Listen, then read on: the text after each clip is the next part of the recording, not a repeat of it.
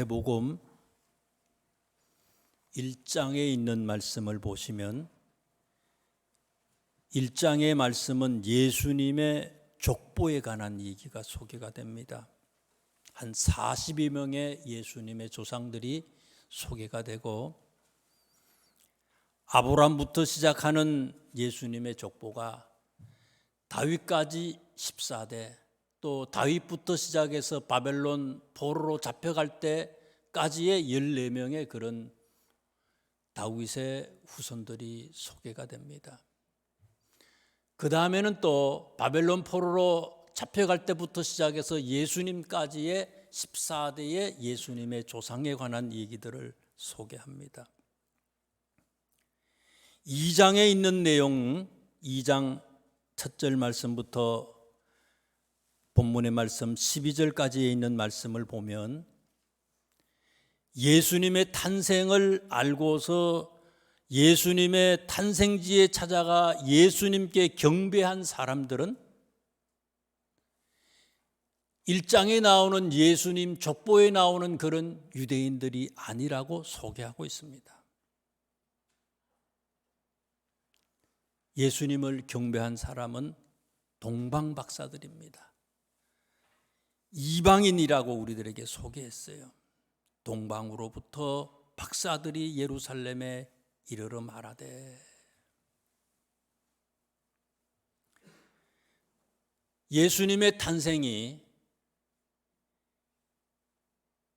1장에 나오는 족보에 있는 후손들 유대인들이 이 탄생을 모르고 있었다는 거예요.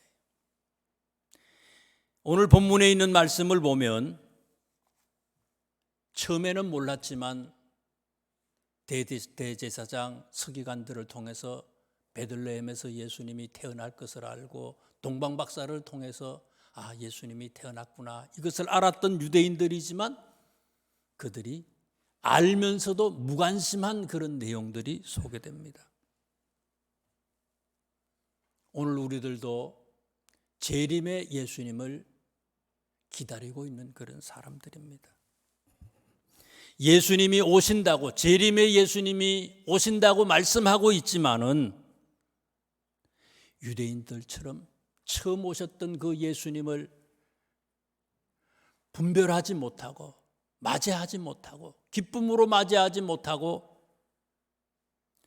마라나타 주 예수여 어서 오시옵소서 그렇게 기다리는 자가 되지 못한 미련한 자가 우리들도 될 수 있다는 사실입니다.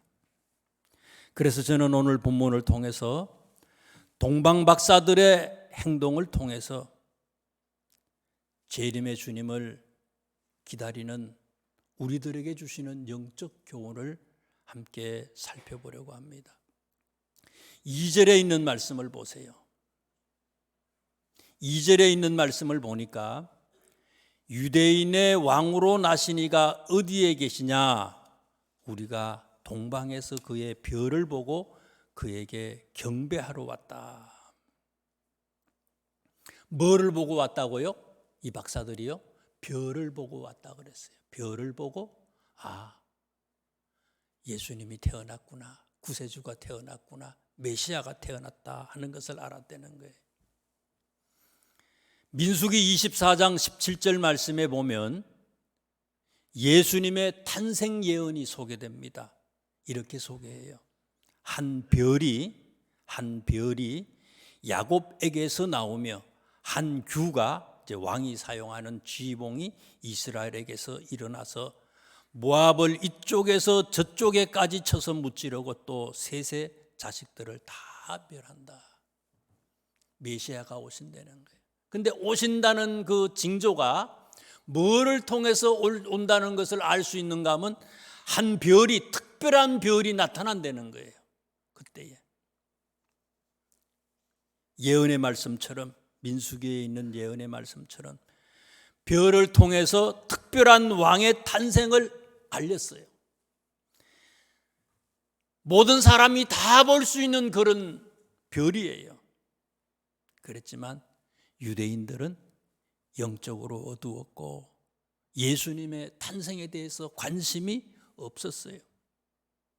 4절에 있는 말씀을 한번 보세요. 4절에 보니까 동방박사들이 예루살렘에 와서 왕궁에서 예수님이 태어날 줄로 알고 헤롯 왕한테 갔어요. 근데 헤롯이 이게 금시초문이잖아요. 알 수가 없어요. 자기가 무슨 회개한 말인지 잘 몰라요. 그래서 이 4절에 있는 말씀을 보니까 헤롯 왕이 누구를 불러 모았어요? 대제사장을 불러 모으고 서기관들을 불러 모아서 그리스도가 메시아가 어디서 태어나느냐 하고 물었어요. 그랬더니 대제사장과 서기관들이 뭐라고 얘기합니까? 5절에 보니까 유다 베들레헴에서 메시아가 태어난다는 것을 이미 알고 있어요. 잘 알아요. 책을 통해서, 성경을 통해서, 또 과거에 얘기해 주는 그런 소리를 통해서 알고 있기는 잘 알고 있어요. 16절에 있는 말씀을 또 보세요. 헤롯 보세요. 헤롯 왕은 16절에 있는 뒤에 있는 말씀을 보면 2살 아래의 사내 아이들을 다 죽였다고 그랬어요. 왜 그래요? 왕은 오직 자기 자신이라는 거예요. 메시아가 오시면 안 된다는 거예요. 예수님이 오시면 안 된다는 거예요. 내가 끝까지 권력을 유지해야 되잖아요. 얼마나 좋아, 왕인데. 대제사장 내가 최고인데, 서기관 똑똑한데 내가 최고인데. 예수님은 오셨는데 오시지 말라는 거예요. 오시는 것을 인정하지 않아요. 하나님의 통치를 이들이 거부하고 있어요. 동방박사들 성경 말씀에 보니까 1절 말씀에 박사들하고 주석을 해놨잖아요. 그 뒤에 박사들이 어떤 사람들이라고요? 점성가들이래요. 점성가들. 1절에 보니까 점성가들이다. 천문학자들이에요. 별을 보고 천체를 보고 연구하는 그런 과학자들이에요. 별을 연구하다가 특별한 그런 별을 발견하게 됐어요. 과거에는 볼 수 없었던 그런 별을 발견을 했어요. 그리고는 그들은 어떻게 했습니까? 곧바로 그 별을 따라 나왔어요. 그들은 잘 알지 못했지만 본대로 곧바로 행동했다고 하는 사실이에요. 1장에 보면 예수님의 족보 중에 4명의 여인이 나옵니다. 4명의 여인들이 나오는데 다말이라고 하는 사람과 우리아의 아내라고 하는 사람이 2명이 나오잖아요. 이 사람들은 어떤 사람들입니까? 죄 많은 사람들이에요. 어떤 사람인지 소개하기도 그런 사람이에요. 죄 많고 더러운 사람이에요. 그러나 예수님은 죄 많은 사람, 더러운 사람, 이름을 부르기도 그런 사람이지만 그런 사람에게도 은혜를 베풀어서 이 세상의 모든 사람을 사랑해서 오셨다는 거예요. 또 계속해서 나오는 다른 종류의 사람 2사람이 나오잖아요. 라합과 룻이라고 하는 사람이 나오잖아요. 공통점이 뭐예요? 이방인이에요. 동방박사하고 똑같아요. 이방인이에요. 이방인이지만 이 사람들이 어떻게 됐습니까? 이방인이지만 유대인들을 믿음으로 부끄럽게 한 사람들이에요. 이들의 큰 믿음으로 하나님을 믿는다고 하는 유대인들을 부끄럽게 한 사람들이에요. 그래서 라합과 룻이 어떤 사람이 됩니까? 라합은 다윗의 고조 할머니가 되고 룻은 다윗의 정조 할머니가 되잖아요. 어떤 사람이었다고요? 이방인이에요. 1장에 있는 말씀을 계속해서 보면요, 예수님의 족보를 얘기하면서 예수님의 족보 제일 위에 있는 윗대 어른을 누구라고 소개합니까? 아브라함이라고 얘기하고 있어요. 아브라함은 어떤 분이에요? 믿음의 조상 아닙니까? 믿음의 조상이에요. 라합과 같은 사람, 룻과 같은 사람, 동방박사와 같은 사람, 이방인이지만 누구든지 믿고 믿음대로 즉각적으로 행동하는 사람들에게 예수님은 우리와 함께 하신다는 사실이에요. 천국은 아는 것으로 가는 게 아니에요. 많이 안다고 가는 게 아니에요. 오래 믿었다고 해서 천국 가는 것도 아니에요. 믿은 지 얼마 안 되지만, 잘 모르지만, 이 동방박사들처럼, 라합이나 룻과 같은 사람처럼 잘 모르지만 즉각적으로 믿음에 행동하는 그런 사람들에게 천국은 열려진다고 하는 그런 사실입니다. 8절과 12절에 있는 말씀을 보세요. 두 번째 교훈입니다. 8절에 있는 말씀을 보세요. 베들레헴으로 보내며 이르되 가서 아기에 대하여 자세히 알아보고 찾거든 내게 구하여 나도 가서 그에게 경배하게 하라. 누가 이 얘기한 거예요? 헤롯 왕이 동방박사들한테 얘기한 거예요. 대제사장과 서기관들한테 물어봤더니 그 사람들이 베들레헴에서 예수님이 태어난다는 거예요. 그랬더니 동방박사한테 얘기하는 거예요. 가서 어디에서 메시아가 태어났는지 똑바로 알고 잘 알고는 돌아올 때 나한테 얘기해달라는 거예요. 그러면 나도 가서 경배할 수 있도록. 그 다음에 있는 말씀 12절에 있는 말씀을 보세요. 12절에 본문 12절에 보니까 그들은 꿈에 헤롯에게로 돌아가지 말라 지시하심을 받아 다른 길로 고국으로 돌아갔다. 이건 누가 누구한테 얘기하는 거예요? 하나님이 동방박사들에게 직접 얘기한 거예요. 동방박사들은 두 소리를 들었어요. 한 소리는 어떤 소리입니까? 왕이 얘기하는 소리를 들었어요. 왕이 명령한 거예요. 돌아올 때 자기한테 얘기하라는 거예요. 또 하나는요, 하나님이요 동방박사들한테 헤롯 왕한테 가지 말라는 거예요. 헤롯 왕이 어떤 사람이에요? 이 왕은 12절 그 뒤에 있는 말씀을 보니까 2살 아래 예수님을 죽이기 위해서 2살 아래 사람들을, 아이들을 다 죽인 그런 악독한 왕이에요. 극악무도한 사람이죠. 왕의 말을 듣지 않으면 동방박사들도 이렇게 죽을 수 있어요. 그런데 동방박사들은요 왕의 말을 거부했어요.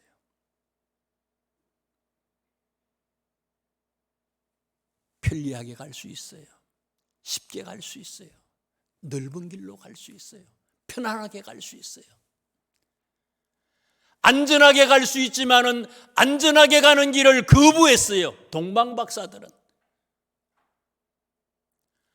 하나님의 지시하심에 따라서 행동했다는 사실이에요.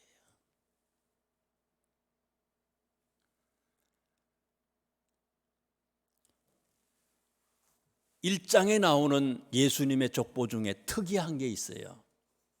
1장 8절에 있는 말씀을 보세요. 1장 8절에 있는 말씀을 보시면은요, 아사는 여호사밧을 낳고 여호사밧은 요람을 낳고 요람은 우시야를 낳았다. 그런데 이 예수님의 그 족보 다윗의 계보들을 이렇게 성경을 이렇게 보다 보면은요, 요람이라고 하는 사람하고 우시야라고 하는 이 왕하고 사이에 3명의 왕이 누락이 됐어요. 3명의 왕이 분명히 있는데, 다윗의 후손들이 있는데 3명의 왕들이 삭제가 돼버렸어요. 요람의 아들 아하시야, 아하시야의 아들 요아스, 요아스의 아들 아마샤라고 하는 그런 왕 3사람이 족보에 분명히 다윗의 후손인데 또 왕이었어요. 그런데 그 사람 3사람의 이름이 누락이 돼버렸어요. 안 나와요. 이유가 뭘까? 요람의 부인은요, 요람 왕의 부인은 어떤 사람인가 하면 아달랴라고 하는 사람이에요. 아달랴라고 하는 사람인데 이 사람은 출생지가 어딘가 하면 북이스라엘이에요. 다윗의 조상들에 대해서, 다윗의 후손들, 예수님의 조상들에 대해서 나오는 이 내용들을 이렇게 보면은요, 다윗의 후손들 왕들의 이름들이 쭉 나오는데 여기 왕들은 어떤 왕들인가 하면 남쪽 유다의 왕들이거든요. 북쪽 이스라엘의 왕이 아니라 남쪽 유다의 왕이에요. 남쪽 유다는요, 다윗의 후손들이 끝까지 계속해서 왕이 되잖아요. 계속 이어졌어요. 요람이라고 하는 왕은 아달랴라고 하는 부인을 얻어서 왕비로 삼았는데, 아달랴가 어디서 태어났느냐? 부인이 어디서 태어났느냐? 북쪽 이스라엘에서 태어난 공주예요. 북쪽 이스라엘의 공주예요. 그 어머니가 어떤 사람이냐? 유명한 사람이죠. 이세벨. 어머니가 이세벨이에요. 아버지는 어떤 사람요? 더 유명하죠. 아합이라고 하는 그런 왕이었어요. 성경에서요, 악독하고 우상을 섬기고 제일 나쁜 왕 중에 나쁜 왕이 어떤 사람이냐? 아합 왕이고 이세벨이라고 하는 사람. 이세벨은 어디 사람이에요? 원래 그 페니키아 사람이에요. 두로 사람이거든요. 예루살렘, 이스라엘 그 유대 땅 그 위에 지금 레바논 쪽에 살았던 그런 사람인데, 정략적으로 이스라엘하고 그 페니키아하고 좋은 관계를 맺기 위해서 아합이 페니키아의 공주를 데리고 온 거예요. 그랬던 것처럼 요람이라고 하는 유다 왕은요, 결혼을 하는데 어떤 사람하고 결혼했느냐? 북쪽의 이스라엘의 공주하고 결혼을 했어요. 그것도 하나님이 제일 싫어하는, 제일 우상을 많이 섬기는 그런 왕의 딸하고 결혼을 했어요. 왜? 이유가 뭡니까? 북쪽이 힘이 세거든요. 꼭 이북 같아. 맨날 전쟁 준비만 하는 그런 나라였어요. 안 싸우고 편하게 갈 수 있잖아요. 쉽게 갈 수 있잖아요. 전쟁 안 하니까. 북쪽의 공주를 데리고 왔으니 다른 나라가 쳐들어와도 둘이 연합하면 이길 수도 있어. 걱정 안 해도 돼. 쉽게 가기 위해서 정략 결혼을 한 거예요. 요람이 이렇게 부인을, 북쪽에 있는 아합의 딸을 데리고 왔는데 결과가 어떻게 됐습니까? 요람이라고 하는 왕도요, 결혼하고 난 뒤에 한 5, 6년 있다가 죽어버렸어요. 요절해버렸어요. 그리고는요, 이 요람의 아들 아하시야라고 하는 아들은요, 요람이 북쪽하고 친하게 하기 위해서 북쪽의 공주를 데리고 왔는데, 북쪽의 이스라엘의 장군 예후라고 하는 사람이 북쪽에 반란을 일으켜가지고요, 그 사람이 왕이 되고, 그 예후라고 하는 사람이 요람의 아들 아하시야를 죽여버렸어요. 북쪽하고 친하려고 북쪽하고 그렇게 정략 결혼을 했는데, 북쪽의 장군이 북쪽에 반란을 일으켜가지고 북쪽도 뭐 엉망진창이 됐지만은 유다에 있는, 남쪽에 있는 유다의 왕 아하시야를 죽여버렸어요. 거기다가 아하시야의 아들이 누구예요? 아하시야의 아들이 요아스거든요. 요아스라고 하는 그런 아들이 있는데요, 요아스가 왕이 되기 전에 아하시야가 이제 죽었어요. 요람의 왕 아하시야가 죽으니까요, 한 요람의 형제들이 한 42명 정도 있었다 그랬어요. 왕자들이, 그 임금님의 동생들이요.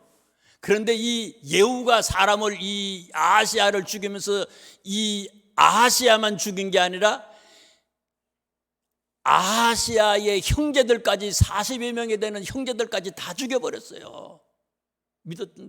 믿었던 나라의 도끼에 발등이 찍힌 거지 뭐 이게요. 거기다가 아달랴라고 하는 사람이요, 북쪽의 공주지요. 이스라엘의 그 유다 나라의 왕비가 됐던 아달랴라고 하는 사람이 자기 아들이 아하시야가 죽었다는 소문을 들었어요. 전령이 와서 아들이 죽었대요. 아들이 죽었다고 하는 소식을 듣고요, 그리고 자기의 아들들, 많은 또 다른 왕비들도 있잖아요. 자기의 그 아들들이 다 죽었다고 하는 소식을 듣고는요, 성경에 보면요, 자기가 왕이, 이 여자 아달랴가 자기가 여왕이 되기 위해서 남아있는 나머지의 왕손들을, 자기의 손자들까지 다 죽였다 그랬어요. 어떻게 할머니가 손자들까지 죽일 수가 있어요? 잘해보려고 쉽게 가려고 북쪽의 공주를 왕비로 데리고 왔는데 난리가 난 거예요. 나라가, 이 유다 나라가 망하게 돼버린 거예요. 이것 때문에. 나중에 반란이 일어나서 이 아달랴라고 하는 사람이 왕비가 되긴 됐다가, 왕이 되지요. 왕이 됐다가 나중에 아달랴도 또 반란이 일어나서 죽어요. 이 여자도. 요아스라고 하는 이 아달랴의 손자가 왕이 되는데, 왕이 됐지만 나중에 이 사람도 또 암살을 당해요. 또 요아스의 아들이 누군가 하면 아마샤라고 하는 왕인데, 이 아마샤라고 하는 왕도 또 나중에 암살을 당해요. 결론이 뭔가 하면요, 요람이라고 하는 왕은요, 하나님의 말씀대로 가야 되는데, 말씀을 따라가야 하는데, 말씀을 따라간 게 아니라 쉽게 가고 편하게 가고 세상의 방법을 따라가다가는 자기도 망하고, 자기 아들도 망하고, 자기 손자도 망하고, 자기 정산조도 망했다는 거예요. 이 요람의 아들, 손자, 정손자까지가 예수님의 족보에 분명히 왕으로 있었지만 이름조차 마태는 그 사람들의 이름을 생략해버렸어요. 누락시켜버렸어요. 하늘나라의 주인공이 될 사람이 어떤 사람이냐 이거예요. 동방박사들은 왕의 소리도 듣지 않았어요. 쉬운 길로 가지 않았어요. 넓은 길로 가지 않았어요. 편한 길로 가지 않았습니다. 다른 사람들이 사는 길로 가지 않았어요. 어려운 길이에요. 죽을 수도 있어요. 힘든 길이에요. 신앙생활이라고 하는 것은 쉽게 가는 게 아니라 힘들고 어렵지만 주님이 말씀하시면 그 말씀을 쫓아서, 말씀을 따라서 그 말씀 붙잡고 가는 거라는 거예요. 그렇게 살았던 사람들이 동방박사였고, 이 동방박사를 통해서 먼저 믿었던 이 유다 사람들, 예수님의 조상이고 또 예수님의 후손이라고 하는 사람들을 부끄럽게 하는 그런 얘기가 성탄의 얘기라고 하는 사실입니다. 그 다음에 세 번째, 이 동방박사들이 주는 교훈이 뭐냐? 11절에 있는 말씀을 한번 보세요. 11절.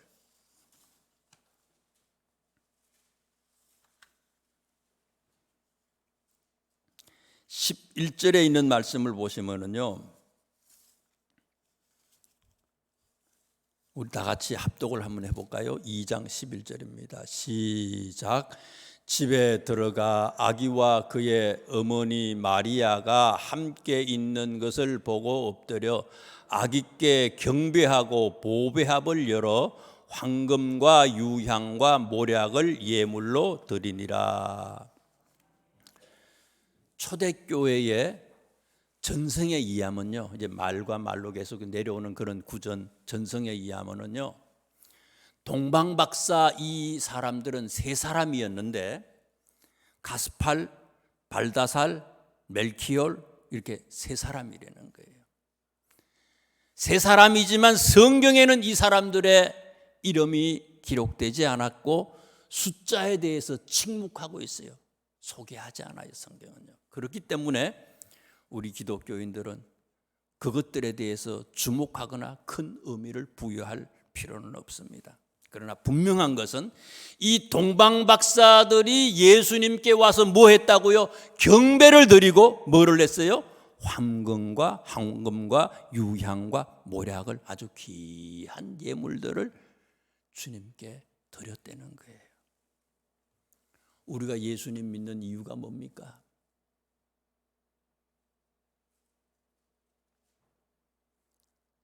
건강 때문에 예수님을 믿고, 자녀들 잘 되게 하기 위해서 예수님을 믿고,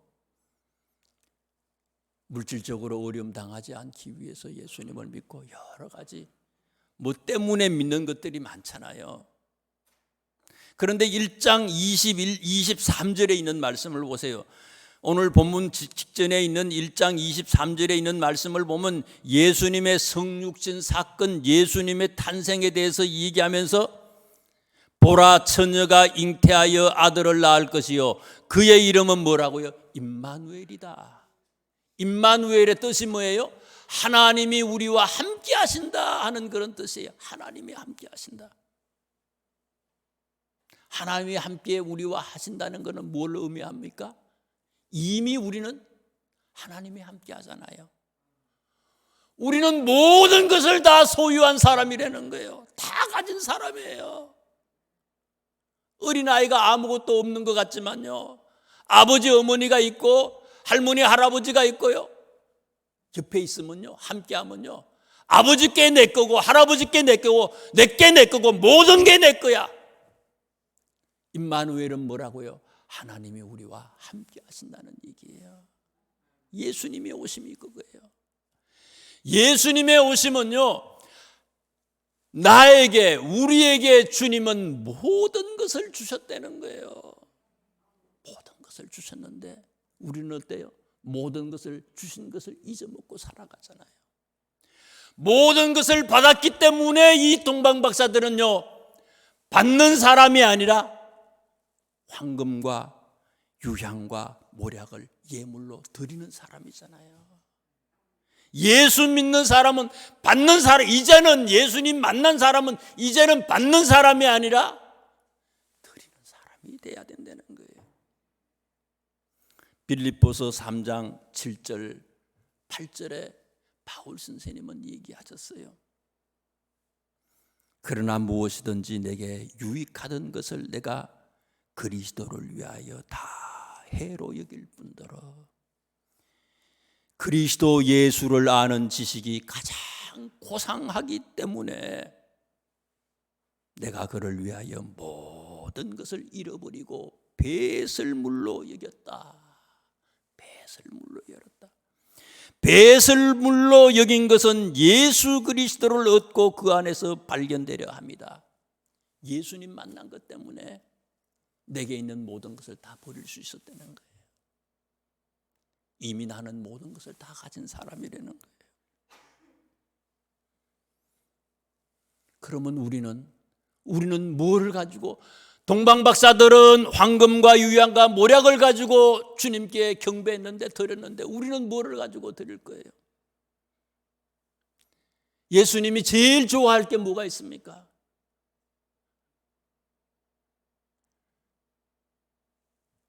예수님이 말씀하셨지요. 하나님을 사랑하고 이웃을 사랑하래요. 그것이 계명을 이루는 것이래요. 마태복음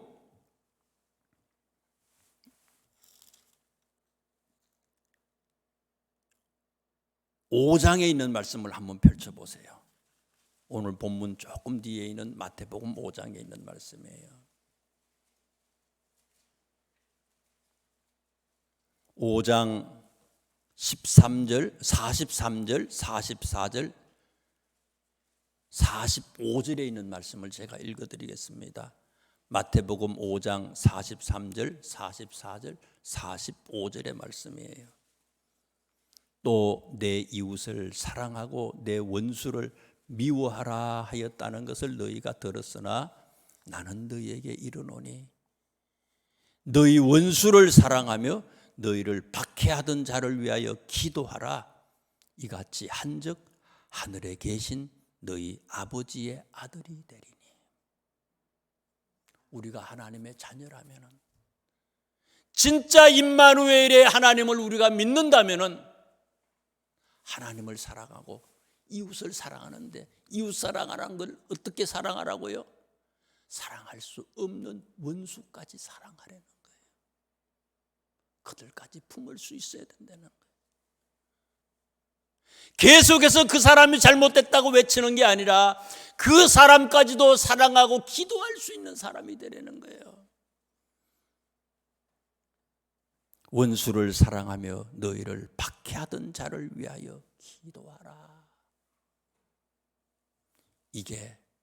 이렇게 사는 것이 이 시대에 우리가 최고의 선물로 주님께 경배하는 길이라는 거예요. 원수가 멀리 있는 게 아니고요, 부모하고 자식 간의 원수로 살아가는 사람도 많이 있어요.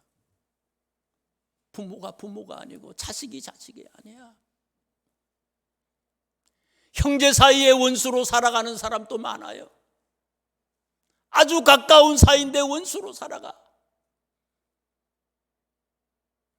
성탄을 맞이해서 그들까지 경배하는 것이, 품는 것이 예수님에게 최고의 예물을 드리는 거라는 것 사실이죠.